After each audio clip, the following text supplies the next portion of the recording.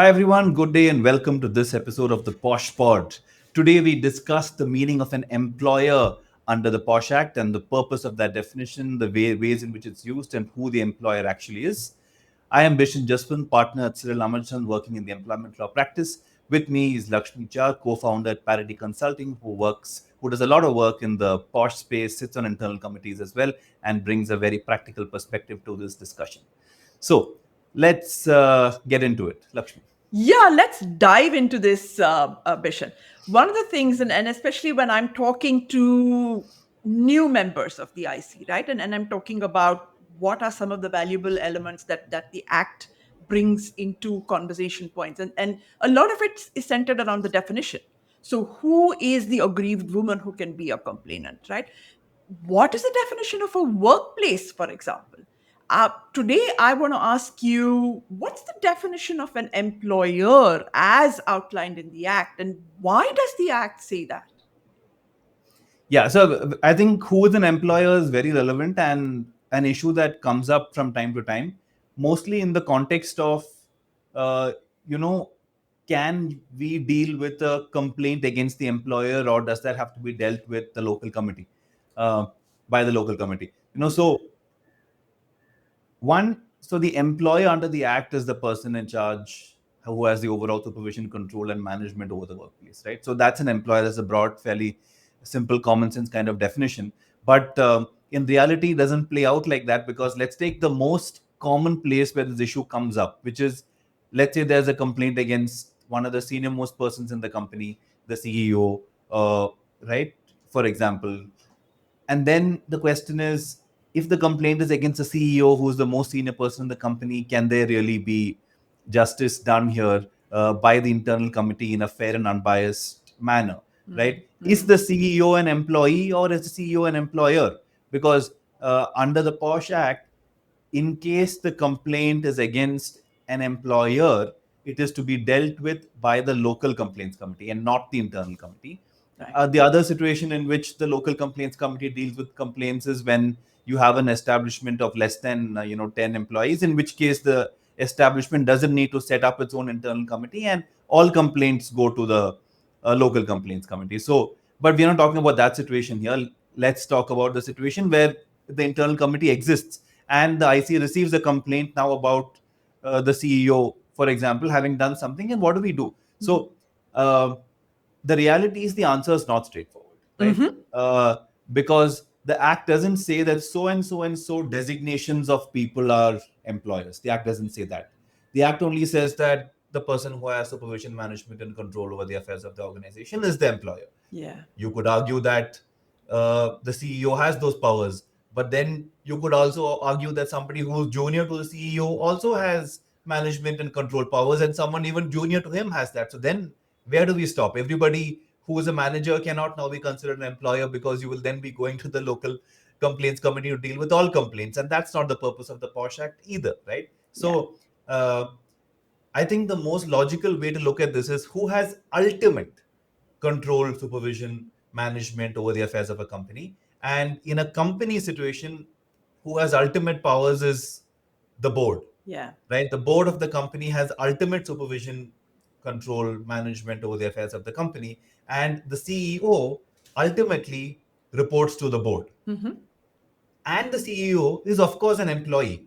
He has an employment contract. He performs functions as an employee, even though he may be a senior employee, a powerful employee, but he is an employee nonetheless, and he reports to the board, Correct. right? So, keeping all of that in mind, I think fair to say that he is an employee and not an employer, right? And so those complaints need to be dealt with by the IC and not the local complaints committee, right?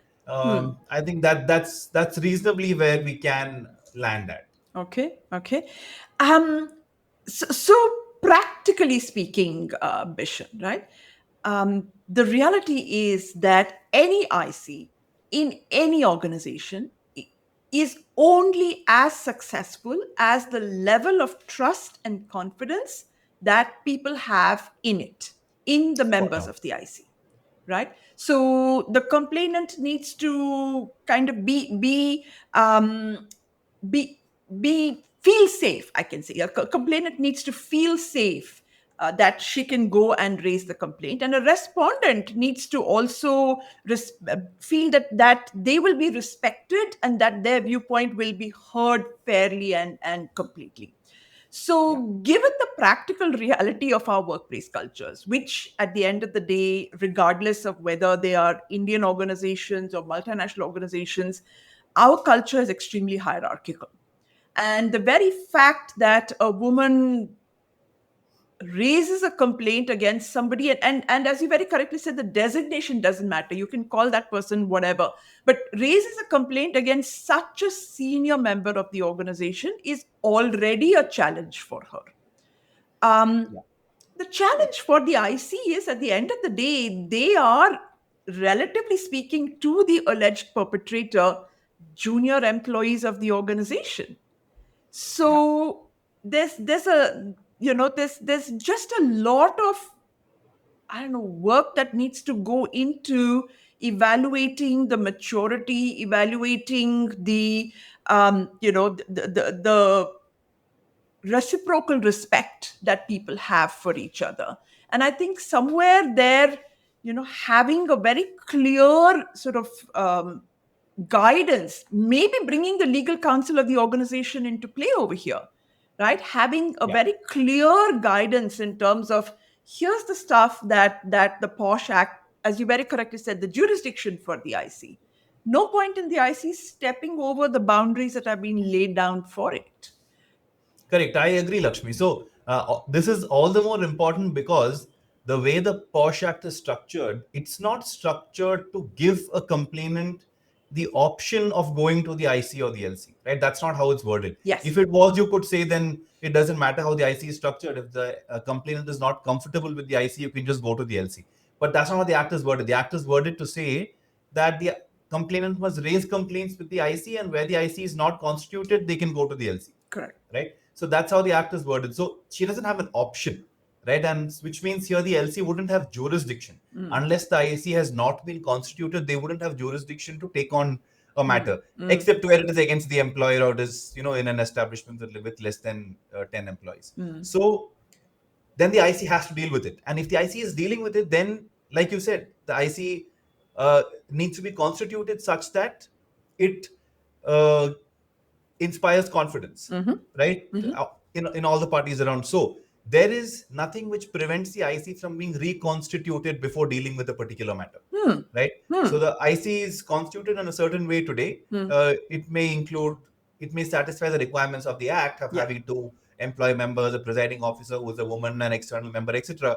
But when a complaint comes against a CEO, if it is felt that these parties cannot act free of fear and consequence, which means there is some kind of conflict, then these individuals need to be off-boarded from the committee or they recuse themselves, and the IC then be reconstituted in a manner such that it has on it members who will be able to act free of fear, right? And because the IC has to ultimately follow the principles of natural justice, and one of those is to ensure that you have the adjudicating body is free and fair. Yes. Right.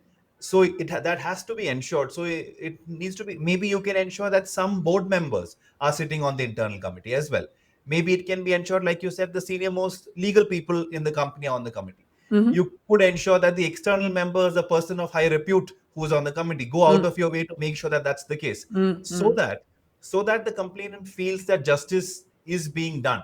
Yeah. Right. Especially because the woman doesn't have a choice to choose between forums. Yes. So coming to choice, Bishen, there is a choice. A woman can either go to the police or she can go to the IC, because even if she raises it on the she box, it will still come back to the IC. And I think that's something that, for our viewers would be of interest, that if there is a legally constituted IC within an organization, the she box complaint is forwarded to the IC to deal with. And for a woman who does not want to get the police involved, then the IC is the only option. You raised a very, very interesting thing, saying that we can reconstitute the IC for this one particular case, and have somebody, like like you said, a board member coming in and providing that sense of intangible support, right, to the other members of the IC. Do you think it's possible? And I know that you would tell me that this is maybe a dream or whatever. One, I am hoping, I'm really, really hoping that cases against such senior people are an extreme minority. That, for somebody who has reached that level of professional success, that they are inspiring role model leaders who will not, be a part of a harassment situation. Um, but also that if there is this kind of a situation, that such a leader would kind of step back maybe from their powerful position, right, within the organization. The act provides the IC with the interim relief clause. So, is this a situation where this powerful reconstituted IC can actually request the CEO to step back from his day job pending the inquiry? Absolutely. Absolutely. So, to your first part, Lakshmi, unfortunately, in my experience at least, the number of cases against senior management is fairly high, uh, right? Uh, I mean, not in the thousands, but there are more than you expect at least. Yeah. But, and I would imagine expecting them to recuse themselves and step down, that is essentially suspend themselves, is rather idealistic. Uh, because nobody wants to seem guilty, etc. So it's unlikely they will do that. But the reality is, if we are able to get the IC into a position, constitute the IC and get it into a position where it is adequately empowered, and the personnel on the IC, are able to act in a free manner, then we can expect that they will impose the internal reliefs and interim reliefs, and have the individual suspended and not come to the workplace for that period, so that the inquiry can be run in a free and fair manner. And that's a fairly common relief that is implemented in the case of non-managerial respondents. No reason why it should not be extended to managerial level respondents as well. The only reason would be fear of consequences because they're senior and the members junior, and that's being fixed in the manner that we discussed earlier in this conversation. So I would hope that the IC can act in the way it normally would in these situations, and go ahead and suspend the individual for the duration of the investigation. And Lakshmi, I know that there's a matter that you yourself have dealt with involving senior management, which may Yeah. be interesting for the Yes. viewers to hear. If you can briefly take us through it. Sure, sure. It was a startup and a set of founders, and the complaint was against one of the founders who was also, Bishen, legally speaking, an employee of the organization, because he was responsible for certain technical elements within the organization. And the situation, I mean, like it's like every black cloud has a silver lining, and for me the silver lining in that particular situation was that the founders all agreed that, look, to your point, that look, we've got to empower the IC, that they can feel that they can assess this complaint and investigate it in a free and fair manner. So, including the respondent himself, everybody was like, let's make sure that that trust and confidence that I was speaking about, that's not damaged. And everyone agreed that after this free and fair investigation, the recommendation that was placed in front of the founders, which was pretty significant, that it would get followed, right? There was no pushback or resistance or acrimony in that space. And that's why I was hoping that, hey, hopefully that there are leaders and there are people who are mature enough and evolved enough that we can deal with a terrible situation in a reasonably competent way. I mean, at the end of the day, it should never have happened. The harassment should never have happened. However, the POSH Act, the internal committee, really did a stellar job, and everybody kind of received the dignity, the respect, and the recognition that they deserved. In this case, Lakshmi, I think it's a fair call for the IC to be dealing with the complaint, because after all, like you said, the individual is an employee as well, even, and he reports ultimately to the board of the company. In this case, very similar to the situations we were discussing earlier. So I think spot on. But I think a word of warning for ICs is to not get pushed into dealing with complaints they should not be dealing with, Hmm. because every management of a company, including possibly the case you're referring to, wants to ensure that a posh complaint is dealt internally as opposed to externally, for very understandable reputational harm reasons, right? Yes.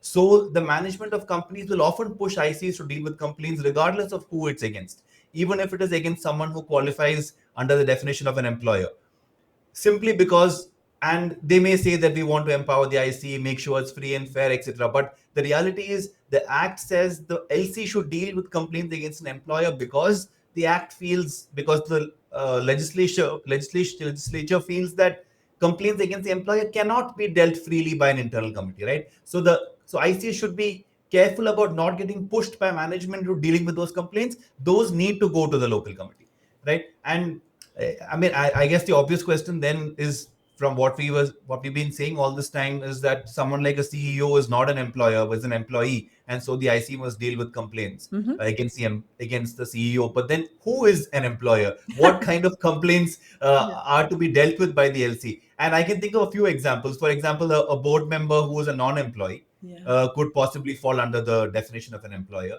In a company situation, the board sits on top, but if you're in a organization that's, say, a sole proprietorship, then there is an individual sitting on top, right? Sure. Complaints against that person could be where that individual could be an employee. Even in a partnership situation, if it's two or three partners on top, then complaints against any of those partners could be a complaint against an employer and to be dealt with, by the local committee. So there are situations. It's not that just because we said here that the CEO is a employee and not an employer, there aren't examples of individuals who would actually fall in that employer category. There are, Mhm. uh, and those would have to be dealt with by the local committee. Yeah, yeah. So I think there's a lot to digest in this whole situation, and you know, from an IC's perspective, two pitfalls to watch out for. One, do you have the jurisdiction under the POSH Act? So make sure that you have that.